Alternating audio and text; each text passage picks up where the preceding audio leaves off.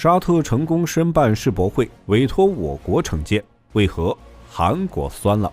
当地时间11月28号，在巴黎举行的国际展览局在第173次世界博览会全体大会上，利雅得取得了2030年世博会的举办权。与利雅得竞争的还有意大利罗马、韩国釜山。申博失败后，韩国国内民怨沸腾，韩国申博为何失败？今天就让我们一起来看一看。在观看的过程中，不要忘了点赞关注。1. 沙特与韩国。沙特位于阿拉伯半岛，面积225万平方公里，人口大约3617万。沙特最为人称道的是油气资源，沙特已探明石油储量约2976亿桶，居世界第二，占世界总量的17%。天然气已探明储量约9.4万亿立方米，排名世界第6。沙特的油气资源由国家统一开发。沙特阿拉伯是世界上石油储量、产量和销售量最多的国家之一。石油的开发使沙特从农业国转变成工业国。石油为沙特提供了87%的财政收入，贡献了42%的 GDP。正是这种对石油的过分依赖，使沙特其他产业得不到良好发展。为了扭转这一局面，沙特政府开始扶持钢铁、化工、水泥等非石油产业。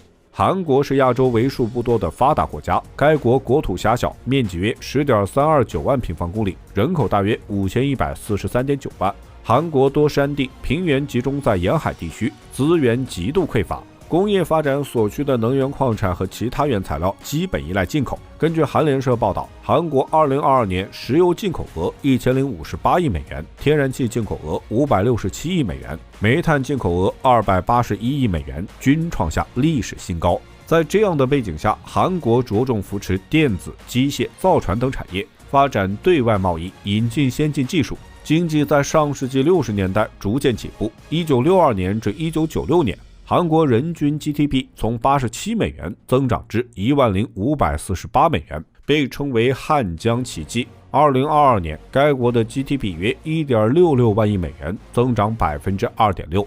2. 沙特成功申办世博会。当地时间11月28号，2030年世博会的申办权花落沙特雅利德。此次与沙特同台竞争的有意大利、韩国和乌克兰，但是乌克兰突然弃权，最终结果是沙特119票，韩国29票，意大利17票，沙特以压倒性优势取胜。利雅得是沙特首都，坐落于哈尼法谷地的平原之上，是一座典型的绿洲城市。该市是阿拉伯半岛的第一大城市，也是中东地区的国际都市。利雅得人口超过600万，面积约1913平方公里。利雅得原本只是一座面积不足1平方公里的沙漠小城，在上世纪30年代发现石油后，得到了大规模的开发与建设，已成为阿拉伯地区最著名的花园城市之一。利雅得周边的绿洲上盛产椰枣，当地石油资源丰富，石油产业的发展为当地居民带来了可观的收入和比较优渥的生活。该市社会福利水平高，拥有免费教育、免费医疗、免收一切赋税等福利待遇。为了筹办这次世博会，沙特准备了78亿美元。根据预测，利雅得世博会将会吸引超过400万人次的访客，在线访客超过10亿人次，能为经贸合作和旅游产业创造大量发展机会。沙特在承办国际体育赛事方面有着非常丰富的经验，这是该国的优势所在。本次世博会申办过程中，除了各国代表团的游说，3国还都打起了明星牌。利雅得请来了 C 罗，罗马请来了决斗士主演拉塞尔克罗，韩国则请了鸟叔朴宰相和防弹少年团等。沙特申博成功后，世博会场馆的承建就该提上日程。有消息称，沙特有意邀请中国承建。3. 韩国申博失败，频频甩锅。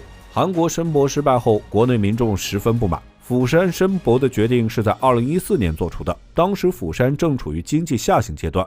尹锡悦上台后认为，申博成功后，韩国将凭借世博会吸引超过5000万游客，创造50万个工作岗位。韩媒称，世博会将给韩国带来61万亿韩元，也就是大约3331亿人民币的经济效益。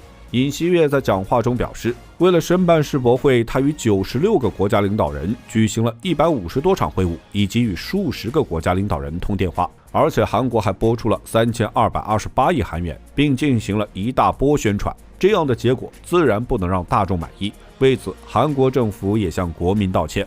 韩国国内总结了所谓的失败原因，诸如沙特筹备太积极、沙特使用超能力、韩国缺少大国支持，以及2025年世博会在日本大阪举行，在亚洲连续举行世博会不太可能等等。但是归根究底，韩国要从自己身上找原因。一方面，韩国的另一个竞争者意大利也是发达国家，不可避免会分薄韩国的票数。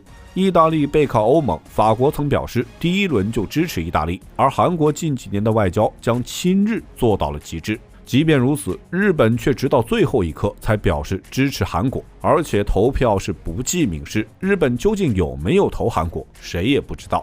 另一方面，韩国过度追随美国，在其冲锋外交指导下，韩国与中俄的关系并不愉快。同时，韩国极度亲美亲日，以西方价值观标榜自身，其价值观外交引起了发展中国家不满。此外，利雅得申博的主题是变革时代，携手共创美好明天，传递出欢迎国际合作的理念和态度。釜山的主题是世界共同转型，驶向美好未来。但是宣传片中却出现大量韩国流量明星和偶像团体，与主题没有什么关系。而且在投票前夕，韩国发布了一段50秒的宣传片，内容影射沙特，且过于轻佻不当，显示出对竞争对手的不尊重和盲目的自高自大。目前这则视频已经被删除。种种因素之下，釜山的失败是韩国对自身位置和国际局势的错误认知，韩国也该认真考虑，这样盲目追随美日的外交策略是否正在使其孤立于世界。